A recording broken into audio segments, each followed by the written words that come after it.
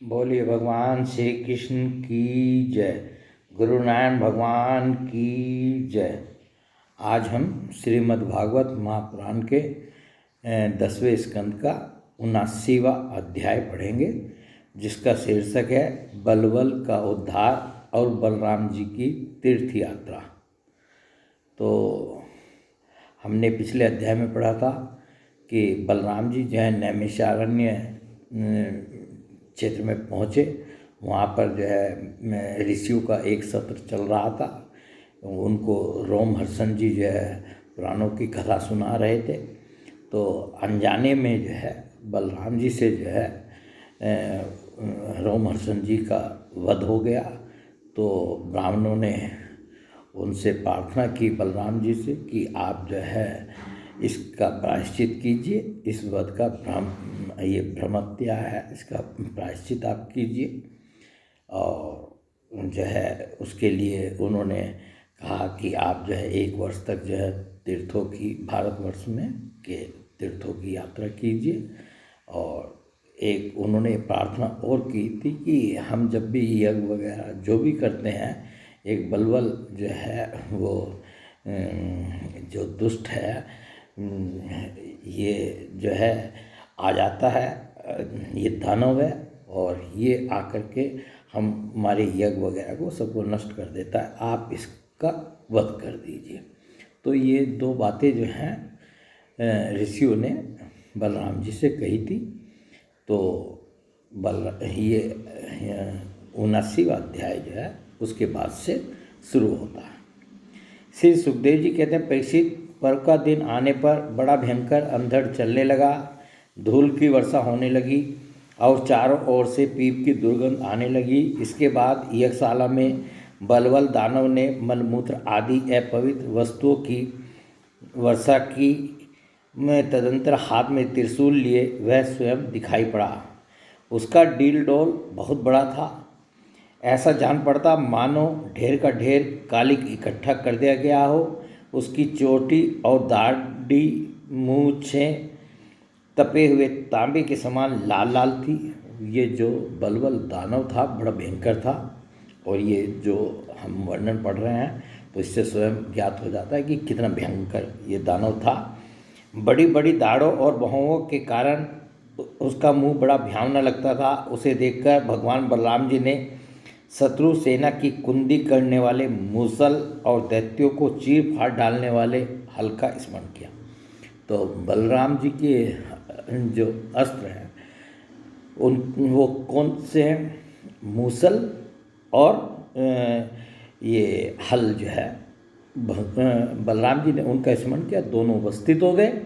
उनके स्मरण करते ही वे दोनों शस्त्र तुरंत वहाँ आ पहुँचे। बलराम जी ने आकाश में विचरने वाले बलबल दैत्य को अपने हल के अगले भाग से खींचकर उस ब्रह्मद्रोही के सिर पर बड़े क्रोध से एक मूसल कसकर जमाया, जिससे उसका ललाट फट गया और वह खून उगलता हुआ आर्त स्वर से चिल्लाता हुआ धरती पर गिर पड़ा। ठीक वैसे ही जैसे वज्र की चोट खाकर गेरू आदि से लाल हुआ कोई पहाड़ गिर पड़ा हो। नैमिषारण्यवासी महाभाग्यवान मुनियों ने बलराम जी की स्तुति की, उन्हें कभी न व्यर्थ होने वाले आशीर्वाद दिए। जब बलबल का वध बलराम जी ने कर दिया तो जो वहाँ सब ये ऋषि नैमिषारण्य में जो ऋषि इकट्ठे हुए थे, मुनि जो है उन जो सत्र कर रहे थे, उन्होंने जो है बलराम जी की स्तुति की, कभी न होने व्यर्थ न होने वाले आशीर्वाद दिए। जैसे देवता लोग देवराज इंद्र का अभिषेक करते हैं वैसे ही उनका अभिषेक किया। इसके बाद ऋषियों ने बलराम जी को दिव्य वस्त्र और दिव्य आभूषण दिए तथा एक ऐसी वैजयंती माला भी दी जो सौंदर्य का आश्रय एवं कभी न मुरझाने वाले कमल के पुष्पों से युक्त थी। और उन्होंने जो है उनको एक माला भी दी जो कमल के पुष्पों की थी, और वो कमल के फूल जो है कभी मुरझाते नहीं थे। तदंतर नैमिषारण्यवासी ऋषियों से विदा होकर उनके आज्ञानुसार एक काम तो बलराम जी ने पूरा कर दिया। उन्होंने ऋषियों ने जो प्रार्थना की थी कि इसका बलबल दैत्य जो है जो दानव है इसका वध कर दीजिए, वो काम बलराम जी ने पूरा कर दिया। अब दूसरी जो उन्होंने आज्ञा दी थी, अब उसकी ये बात हो रही है। तदंतर नैमिषारण्यवासी ऋषियों से विदा होकर उनके आज्ञानुसार बलराम जी ब्राह्मणों के साथ कोसी की नदी के तट पर आए। वहाँ स्नान करके वे उस सरोवर पर गए जहाँ से सरयू नदी निकलती है।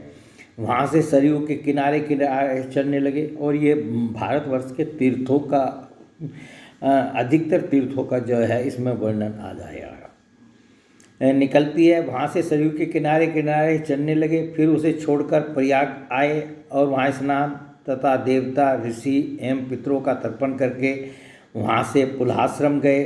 वहाँ से गंडकी, गोमती और विपाशा नदियों में स्नान करके वे सोन नद के तट पर गए और वहाँ स्नान किया। इसके बाद गया में जाकर पितरों का वसुदेव जी के आज्ञानुसार पूजन यजन किया। फिर गंगा सागर संगम पर गए।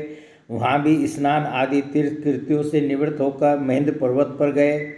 वहाँ परशुराम जी का दर्शन और अभिवादन किया। तदंतर सप्त गोदावरी, वेना, पंपा और भीमरती आदि में स्नान करते हुए स्वामी कार्तिक का दर्शन करने गए तथा वहाँ से महादेव जी के निवास स्थान श्री शैल पर पहुँचे। इसके बाद भगवान बलराम ने द्रविड़ देश के परम पुण्यमय स्थान वेंकटाचल अर्थात बालाजी का दर्शन किया और वहाँ से वे कामाक्षी यानी कि शिव कांची, विष्णु कांची होते हुए तथा श्रेष्ठ नदी कावेरी में स्नान करते हुए पुण्य में श्रीरंग क्षेत्र में पहुँचे। श्रीरंग क्षेत्र में भगवान विष्णु सदा विराजमान रहते हैं। तो ये जो हम वर्णन पढ़ रहे हैं, जहाँ जहाँ उन्होंने तीर्थों की यात्रा की भ्रमण करते हुए बलराम जी ने, उसमें भारत के जो तीर्थ हैं आज भी ये तीर्थ हैं। तो इनमें जो है वो सब जहाँ पवित्र नदियाँ थी वहाँ पवित्र नदियों में स्नान किया। जो जो क्षेत्र वैसे थे दर्शन किए, पूजा की, पाठ किया, वो सब करते हुए वहाँ से उन्होंने विष्णु भगवान के क्षेत्र ऋषभ पर्वत, दक्षिण मथुरा तथा बड़े बड़े महापापों को नष्ट करने वाले सेतु बंध की यात्रा की। वहाँ बलराम जी ने ब्राह्मणों को 10,000 गौवें दान की। फिर वहाँ से कृतमाला और ताम्रपर्णी नदियों में स्नान करते हुए वे मलय पर्वत पर गए। वह पर्वत 7 कुल पर्वतों में से एक है। वहाँ पर विराजमान अगस्त्य मुनि को उन्होंने नमस्कार और अभिवादन किया। ये कहाँ पर गए? मलय पर्वत पर गए। और मलय पर्वत पर कौन रहते हैं? अगस्त ऋषि जी रहते हैं। अगस्त मुनि को उन्होंने नमस्कार और अभिवादन किया। अगस्त जी से आशीर्वाद और अनुमति प्राप्त करके बलराम जी ने दक्षिण समुद्र की यात्रा की। वहाँ उन्होंने दुर्गा देवी का कन्याकुमारी के रूप में दर्शन किया। इसके बाद वे फागुन तीर्थ अनंत सेन क्षेत्र में गए और वहाँ के सर्वश्रेष्ठ पंचापसर तीर्थ में स्नान किया। उस तीर्थ में सर्वदा विष्णु भगवान का सानिध्य रहता है। वहाँ बलराम जी ने 10,000 गौवें दान की। इन तीर्थों का हमें जो है महत्व भी जो है इस अध्याय के माध्यम से जो है जहाँ जहाँ बलराम जी ने यात्रा की उनका महत्व भी जो है हमें पता चलता जा रहा है कि किस क्षेत्र में जो है, जैसे कि यहाँ पर लिखा है कि उस तीर्थ में सर्वदा विष्णु भगवान का सानिध्य रहता है, तो महत्व भी पता चलता जा रहा है। अब भगवान बलराम वहाँ से चलकर केरल और तीर्थगढ़ देशों में होकर भगवान शंकर के क्षेत्र गोकर्ण तीर्थ में आए। वहाँ सदा सर्वदा भगवान शंकर विराजमान रहते हैं। वहाँ से जल से घिरे द्वीप में निवास करने वाली आर्या देवी का दर्शन करने गए और फिर उस द्वीप से चलकर सुरपारक क्षेत्र की यात्रा की। इसके बाद तापी, पयोसनी और निर्विंध्या नदियों में स्नान करके वे दंडकारण्य में आए। वहाँ होकर वे नर्मदा जी के तट पर गए। परीक्षित, इस पवित्र नदी के तट पर ही माहिष्मती पौड़ी है। वहाँ मनु तीर्थ में स्नान करके वे फिर प्रभास क्षेत्र में चले आए। वहीं उन्होंने ब्राह्मणों से सुना कि कौरव और पांडवों के युद्ध में अधिकांश क्षत्रियों का संहार हो गया। उन्होंने ऐसा अनुभव किया कि अब पृथ्वी का बहुत सा भार उतर गया। तो जब ये जो है प्रभास क्षेत्र में पहुँचे तो वहाँ पर जो है इन्होंने ब्राह्मणों से सुना कि कौरव और पांडवों के युद्ध में, यानी कि महाभारत युद्ध हो चुका, कौरव पांडवों के युद्ध में अधिकांश क्षत्रियों का संहार हो गया। उन्होंने ऐसा अनुभव किया कि अब पृथ्वी का बहुत सा भार उतर गया। जिस दिन रणभूमि में भीमसेन और दुर्योधन गदा युद्ध कर रहे थे, उसी दिन बलराम जी उन्हें रोकने के लिए कुरुक्षेत्र जा पहुँचे। तो मतलब जो है बाकी तो चल ही रहा था। तो जिस दिन ये जो है वहाँ पे कुरुक्षेत्र में पहुँचे, उस दिन जो है दुर्योधन में और भीमसेन में जो है गदा युद्ध जो है चल रहा था। महाराज युधिष्ठिर, नकुल, सहदेव, भगवान श्री कृष्ण और अर्जुन ने बलराम जी को देखकर प्रणाम किया और चुप हो रहे। वे डरते हुए मन ही मन सोचने लगे कि ये न जाने क्या कहने के लिए यहाँ पधारे हैं। मैं बलराम जी से सब लोग डरते थे, भगवान श्री कृष्ण भी बलराम जी से डरते थे। सही बात तो यह है। तो जब ये वहाँ पहुँचे तो और जो दुर्योधन था उसको गदा युद्ध की शिक्षा जो है बलराम जी ने दी थी। बलराम जी गदा युद्ध के जो है उसके गुरु थे, और भीमसेन तो बलि और गदा युद्ध में वो भी प्रवीण थे। तो जो है सब जो यादव वंशी भी थे और इधर पांडव भी थे, वो सब जो है बलराम जी के सामने जो है चुप रहे, कुछ नहीं बोले कि ये पता नहीं यहाँ जब ये गदा युद्ध हो रहा है, एक तो इनका शिष्य लड़ रहा है दुर्योधन और उधर जो है भीमसेन जी लड़ रहे हैं, ये क्या बोल दें क्या कह दें। तो इसलिए सब चुप रहे कि देखिए क्या कहते हैं। न जाने सब मन ही मन सोचने लगे कि न जाने क्या कहने के लिए यहाँ पधारे हैं। उस समय भीमसेन और दुर्योधन दोनों ही हाथ में गदा लेकर एक दूसरे को जीतने के लिए क्रोध से भरकर भांति भांति के पैतरे बदल रहे थे। उन्हें देखकर बलराम जी ने कहा, राजा दुर्योधन और भीमसेन, तुम दोनों वीर हो, तुम दोनों में बल पौरुष भी समान है। मैं ऐसा समझता हूँ कि भीमसेन में बल अधिक है और दुर्योधन में गदा युद्ध में शिक्षा अधिक पाई है। उनका शिष्य था बलराम जी का दुर्योधन जो है। तो कहने लगे कि इसमें वीरता ज़्यादा है भीमसेन में, वीर ज़्यादा बलवान है ये, और दुर्योधन ने जो है गदा युद्ध में शिक्षा अधिक पाई है। इसलिए तुम लोगों जैसे समान बलशालियों में किसी एक की जय हो या पराजय नहीं होती दिखती, तो मुझे नहीं लगता कि तुम लोगों में कोई हारेगा या जीतेगा। अतः तुम लोग व्यर्थ का युद्ध मत करो, अब इसे बंद कर दो। तो उन्होंने कहा कि तुम आपस में द्वंद्व युद्ध जो कर रहे हो इसको बंद कर दो, अब लड़ने से कोई फ़ायदा नहीं। ये महाबली हैं और इन्होंने गदा युद्ध में शिक्षा ये उसके महारथी हैं गदा युद्ध के, तो इसलिए व्यर्थ में जो है ये द्वंद्व युद्ध जो कर रहे हो तुम बंद कर दो। परीक्षित, बलराम जी की बात दोनों के लिए हितकर थी, परंतु उन दोनों का वैर भाव इतना दृढ़मूल हो गया ताकि उन्होंने बलराम जी की बात न मानी। दोनों भीमसेन भी और दुर्योधन भी एक दूसरे को देखना तक नहीं चाहते थे, मतलब इतना वैर भाव था। और क्यों वैर भाव था ये भी देखिए। और वो जो वैर भाव, और एक ही परिवार के बच्चे थे ये कौरव और पांडव जो हैं, एक भाई के बच्चे ये दुर्योधन थे, एक भाई के बच्चे जो हैं पांडव थे। तो ये क्यों इतना वैर भाव था, उसका क्या कारण था? उसका कारण देखिए, वे एक दूसरे की कटुवाणी और दुर्व्यवहारों का स्मरण करके उन्मत्त से हो रहे थे। मतलब कटु वाक्य जो है किसी को भी कहना, वो जो है वैर भाव पैदा करता है।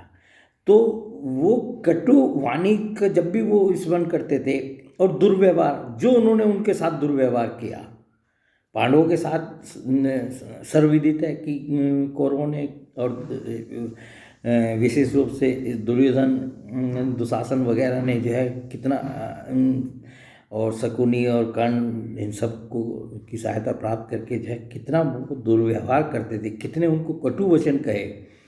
तो इस कारण जो है इनमें जो है वैर भाव जो है बहुत था, और वो वैर भाव जो है इनके बलराम जी के समझाने पर भी वो इस बात को समझे नहीं। ये तय कर लिया कि मारना है तो मारना है, तो और युद्ध बंद नहीं किया। भगवान बलराम जी ने निश्चय किया कि इनका प्रारब्ध ऐसा ही है, इसलिए उसके संबंध में विशेष आग्रह न करके वे द्वारका लौट गए। द्वारका में उग्रसेन आदि गुरुजनों तथा अन्य संबंधियों ने बड़े प्रेम से आगे आकर उनका स्वागत किया। अब जब दोनों नहीं माने तो वो अपने जो है द्वारका चले गए, वापस जो है तीर्थ यात्रा कर आए और तीर्थ यात्रा करके जो है द्वारका पहुंच गए। और द्वारका में जो है उग्रसेन आदि गुरुजनों तथा अन्य संबंधियों ने बड़े प्रेम से आगे आकर उनका स्वागत सत्कार किया। वैसे भी कोई यदि तीर्थ यात्रा से आता है तो भाई स्वजन संबंधी और जो है सब उसका स्वागत सत्कार ही करते हैं, और कि बहुत बड़ा महान कार्य करके जो है ये आ रहे हैं। वहाँ से बलराम जी फिर नैमिषारण्य क्षेत्र में गए। अब देखिए तीर्थ यात्रा करने क्यों गए थे? ये अब एक प्रायश्चित करने गए थे। ब्राह्मणों ने जो है उनको सुझाव दिया था कि आप जो है इस जो रोमहर्षण जी की हत्या अनजाने में कर दी है, उसका प्रायश्चित यह है कि आप 1 वर्ष तक जो है तीर्थ यात्रा कीजिए। तो फिर ये जो है वहाँ उसी जगह में नैमिषारण्य क्षेत्र में पहुँच गए। वहाँ ऋषियों ने विरोध भाव से युद्ध आदि से निवृत्त बलराम जी के द्वारा बड़े प्रेम से सब प्रकार के यज्ञ कराए। परीक्षित, सच पूछो तो जितने भी यज्ञ हैं वे बलराम जी के अंगी हैं, इसलिए उनका यह यज्ञानुष्ठान लोक संग्रह के लिए ही था। सर्वसमर्थ भगवान बलराम ने उन ऋषियों को विशुद्ध तत्व ज्ञान का उपदेश किया। ब्राह्मणों ने तो बलराम जी को यज्ञ कराए, और बलराम जी भगवान ही थे, तो जो है उनके लिए लिखा भी है कि सब यज्ञ जो है, सच पूछो तो जितने भी यज्ञ हैं वे बलराम जी के अंगी हैं। ये लोक संग्रह के लिए ऐसा हुआ कि लोक संग्रह के लिए ही उन्होंने यज्ञानुष्ठान किया। सर्वसमर्थ भगवान बलराम ने उन ऋषियों को विशुद्ध तत्व ज्ञान का उपदेश किया, जिससे वे लोग इस संपूर्ण विश्व को, देखिए विशुद्ध तत्व ज्ञान क्या है, यहाँ फिर ये रहस्यात्मक वाक्य आ गया। विशुद्ध तत्व ज्ञान का कह रहे हैं कि बलराम जी ने ऋषियों को विशुद्ध तत्व ज्ञान का उपदेश किया, और वो उपदेश किया वो एक वाक्य में सीमित, यहाँ बिल्कुल सीमित कर दिया। वो विशुद्ध तत्व ज्ञान है जिससे वे लोग इस संपूर्ण विश्व को अपने आप में, संपूर्ण विश्व को अपने आप में और अपने आप को संपूर्ण विश्व में अनुभव करने लगे। ये विशुद्ध तत्व ज्ञान है कि यदि कोई भी जगत का प्राणी भी, यदि उसकी ऐसी स्थिति हो जाए कि वो संपूर्ण विश्व को अपने आप में और अपने आप को संपूर्ण विश्व में अनुभव करने लगे, तो यही विशुद्ध तत्व ज्ञान है जो श्रीमद् भागवत कहती है, और जिसको जो है बलराम जी के माध्यम से जो है उन्होंने ऋषियों को प्रदान किया। इसके बाद बलराम जी ने अपनी पत्नी रेवती के साथ यज्ञांत स्नान किया। यज्ञ वगैरह होते हैं तो भाई उसके बाद पत्नी के साथ यज्ञांत स्नान होता है, तो यज्ञांत स्नान किया। उनकी पत्नी का नाम रेवती था ही।